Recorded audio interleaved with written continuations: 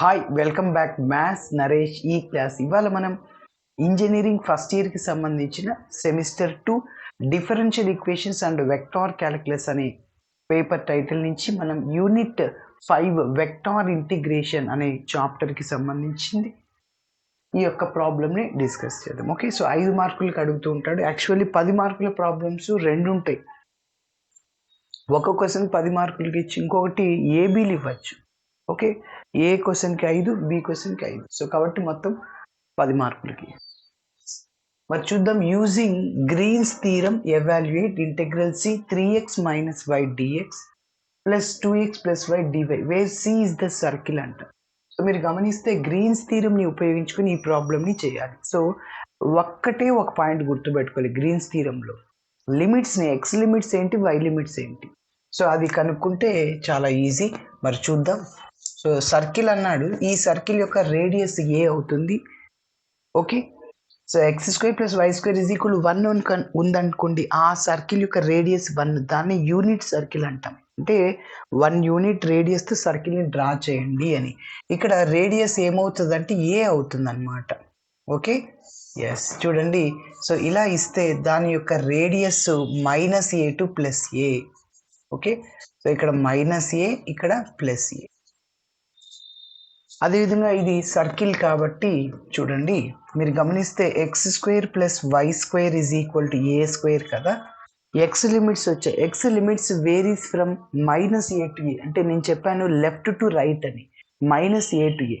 అది y limits అనేవి ఇక్కడ నుంచి మీరు గమనిస్తే y square is equal to a square minus x square అవుతుంది. Y is equal to plus or minus అవుతుంది.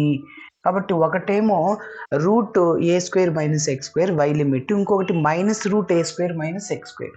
ఓకేనా, కాబట్టి సో ఇదేమో y is equal to -√a square minus x square, ఇదేమో y is equal to +√a square minus x square. నేను already చెప్పాను, Gauss థీరంలో అయినా, గ్రీన్స్ థీరంలో అయినా, స్టోక్స్ థీరంలో అయినా ఎక్స్ లిమిట్స్ ఎప్పుడైనా లెఫ్ట్ టు రైట్ తీసుకుందాం. అంటే x limits, x varies from -a to +a.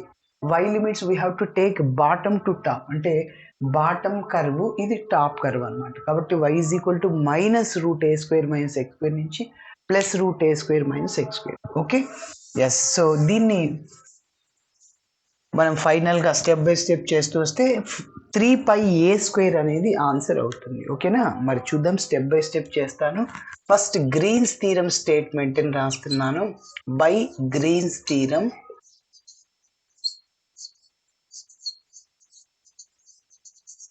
Theorem నుంచి we have, so first limit ఆ స్టేట్మెంట్ రాస్తున్నాను. So integral C mdx plus ndy, integral C mdx plus ndy is equal to double integral R ∂n/∂x minus ∂m/∂y into పక్కనే dx dy. మరి ఇప్పుడు మీరు గమనిస్తే mn కనుక్కుందాం. ఇదంతా m, అది n. ఓకేనా, ఎస్. సో మీరు గమనిస్తే here p is equal to 3x minus y, p కాదు m అనుకున్నాం కాబట్టి. అదేవిధంగా n is equal to, n ఏంటి, 2x ప్లస్ వై. ఇప్పుడు mని వైతో పార్షియల్ డెరివేటివ్ చేయాలి. వైతో చేస్తున్నప్పుడు x టర్మ్స్ మనకు అవసరం లేదు. ఓకేనా, ∂m/∂y ఎక్స్ టర్మ్స్ అవసరం లేదు. వైకి డిఫరెన్షియేషన్ 1, ముందు మైనస్ ఉంది కాబట్టి మైనస్. అదేవిధంగా ఎన్ని ఎక్స్తో పార్షియల్ డెరివేట్ చేస్తుంది. 2xకి డెరివేటివ్ 2, వై యొక్క డిఫరెన్షియేషన్ 0, ఎందుకంటే ఎక్స్తో చేస్తున్నాం కాబట్టి. ఇప్పుడు లిమిట్స్ కూడా రాద్దామా. So therefore x limits varies from -a to +a. అదేవిధంగా సో y వేరీస్ ఫ్రమ్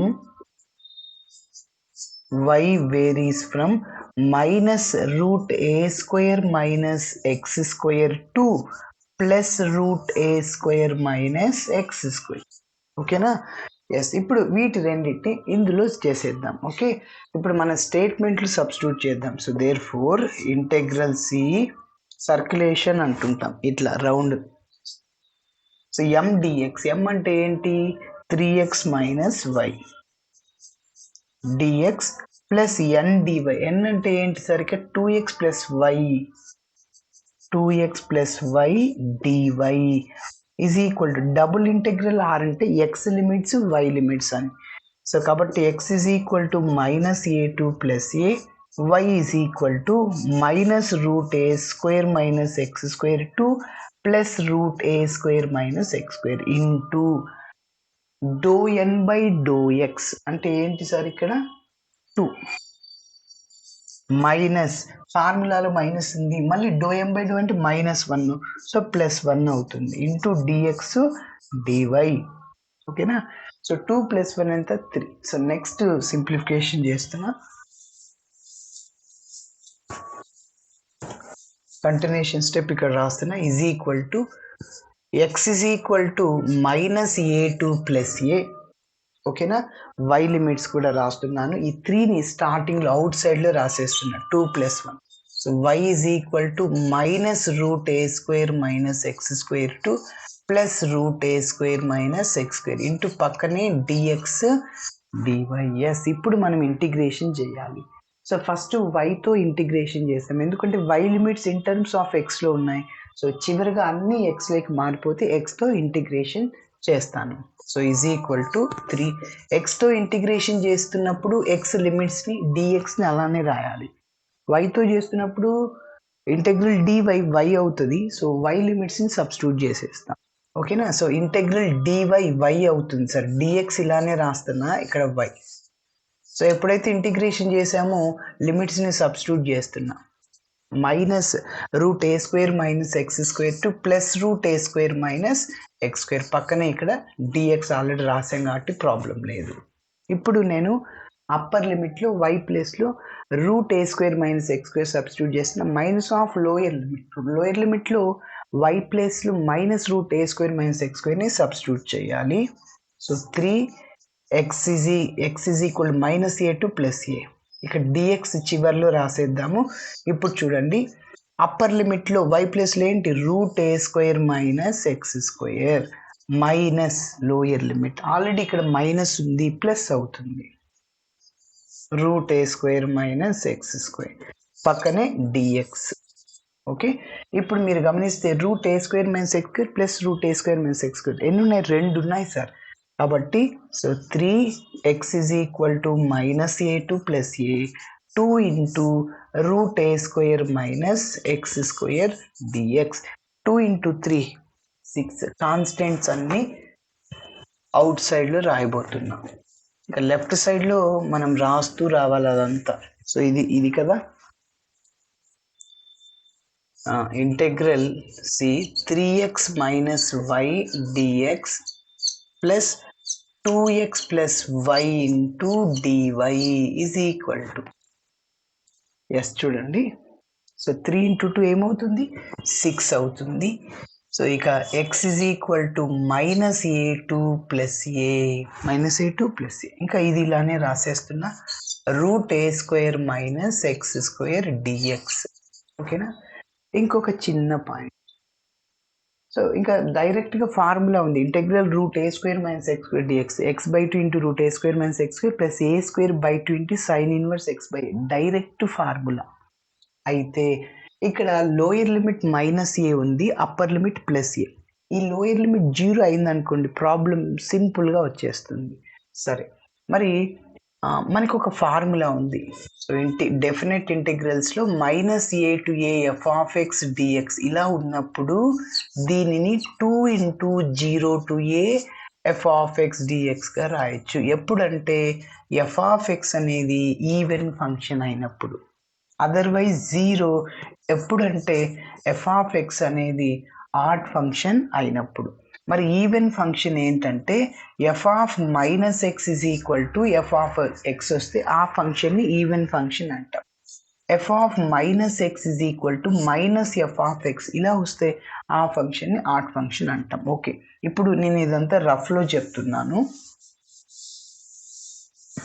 మరి f of x అంటే నేను ఒక ఫంక్షన్ని తీసుకుంటున్నా చూడండి.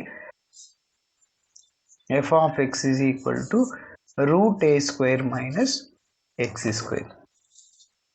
సో ఇప్పుడు నేను ఎక్స్ ప్లేస్లో మైనస్ ఎక్స్ని సబ్స్టిట్యూట్ చేస్తున్నాం. So a square minus x ప్లేస్లో minus x whole square root a square. Minus అనేది ఇక్కడ స్క్వేర్లో ప్లస్ అయిపోతుంది, అంటే a square minus x square.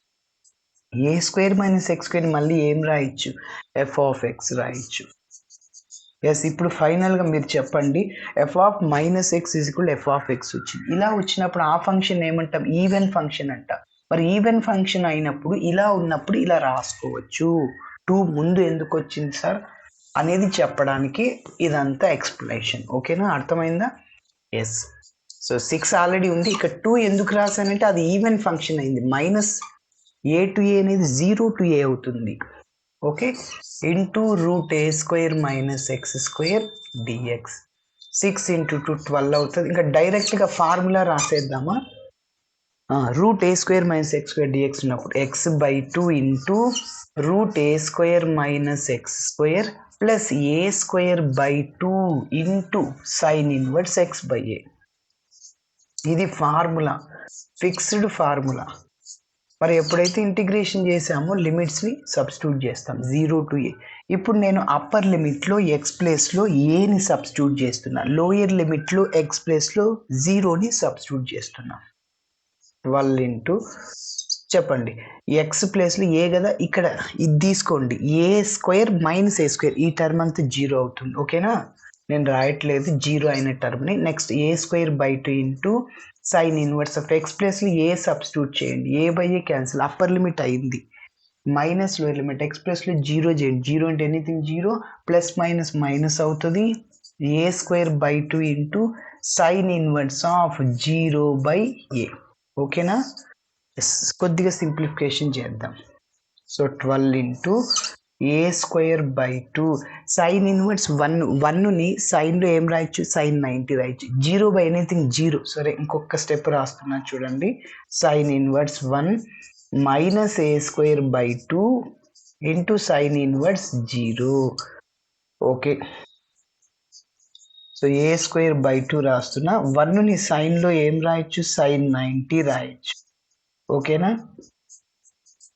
అదేవిధంగా minus a square by 2 sine inverse of 0ని సైన్లో ఏం రాయొచ్చు, సైన్ 0 రాయొచ్చు. ఓకే, మరి ఫైనల్ స్టెప్.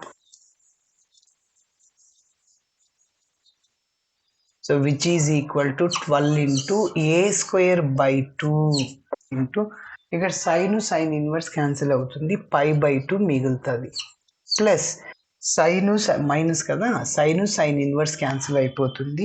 ఇక ఏ స్క్వేర్ బై 2 ఇంటూ 0 అనమాట, ఏ స్క్వేర్ బై 2 ఇంటూ 0. ఇక్కడ 0 ఇంటూ ఎనీథింగ్ 0, మొత్తం 0 అయిపోతుంది. చూడండి, 12 ఇంటూ ఇక్కడ మిగిలింది pi a square divided by 4. 4 1s 4 3 times, కాబట్టి ఫైనల్గా 3 పై ఏ స్క్వేర్. సో అది మన ఫైనల్ ఆన్సర్. ఓకేనా, ఇట్లా చేయాలి. Thanks for watching my video. Video నచ్చితే ఖచ్చితంగా మీ ఫ్రెండ్స్ కూడా షేర్ చేయండి. బాయ్.